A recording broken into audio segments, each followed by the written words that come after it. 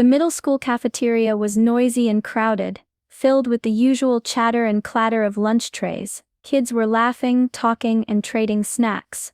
Among them, Lila walked in like she owned the place. She was dressed in bright, expensive clothes, and her long hair was perfect. Everyone knew her, the rich girl who never missed a chance to show off. Across the room, Jaden quietly found his usual spot. He wasn't loud or flashy like Lila, his clothes were plain, and he carried a worn backpack. When he opened his lunch, it wasn't a fancy meal from the cafeteria like most kids had. Instead, it was a small container with leftovers from home, packed neatly but simple. Lila spotted Jaden's lunch right away. With a loud laugh that turned heads, she pointed at his container and called it trash. Her voice echoed through the cafeteria. Some kids laughed with her, others just stared, unsure what to do. Jaden's face fell, and he looked down at his lunch like it had betrayed him. The room felt heavy for a moment, like everyone was waiting for something to happen. No one knew then that Jaden had something to say, something so powerful, it would stop the whole school cold. After Lila's harsh words, Jaden didn't say a thing. He quietly gathered his things and left the cafeteria without eating. The laughter faded slowly, replaced by a strange silence. Some kids looked around, uncomfortable. A few kept snickering, but most just watched him go. The next day at lunch, Jaden didn't come back. Rumors started spreading quickly. Some said he was embarrassed. Others whispered that he didn't have money to buy food like the rest of them. Teachers noticed, but no one stepped in to stop what was happening. Lila walked the halls acting like nothing had happened. She laughed with her friends and bragged about the funny moment with Jaden's lunch. But the narrator, a quiet girl who often watched from the sidelines, felt a knot in her stomach. She remembered how Jaden had once helped her with a science project, when no one else would. That kindness made Lila's cruel words sting even more. The narrator wanted to say something to Lila, to tell her how hurt Jaden must feel, but when she tried, Lila just shrugged her off and walked away. By Friday, Jaden returned. His lunch was the same simple container with leftovers. Whispers spread through the cafeteria as he walked in. Everyone watched, waiting to see what he would do.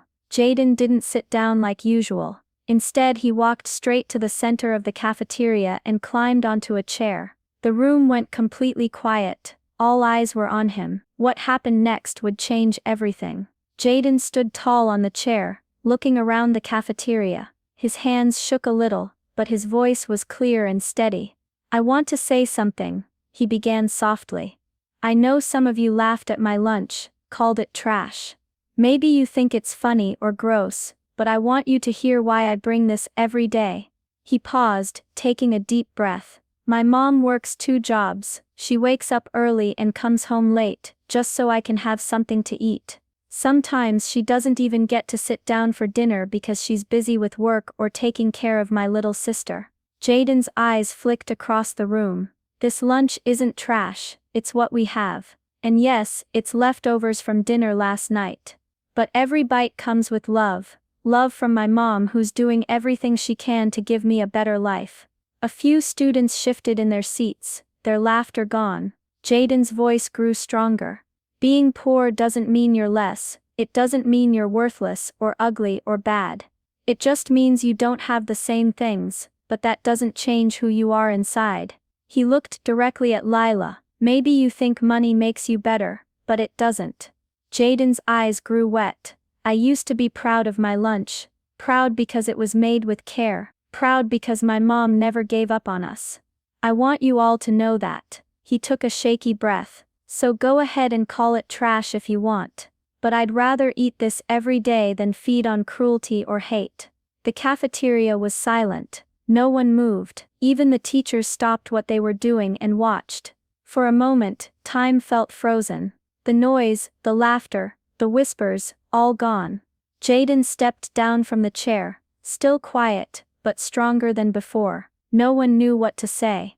But everyone knew this moment would change something, forever. Lila's face turned bright red. She didn't know what to say or do. For the first time, the popular girl was speechless. Without a word, she stood up and stormed out of the cafeteria, her usual confidence gone. Teachers whispered among themselves, and some tried to comfort the students who looked shocked or upset. The lunchroom felt different, quieter, more serious. Over the next few days, things began to change. Some students came up to Jaden quietly to say sorry.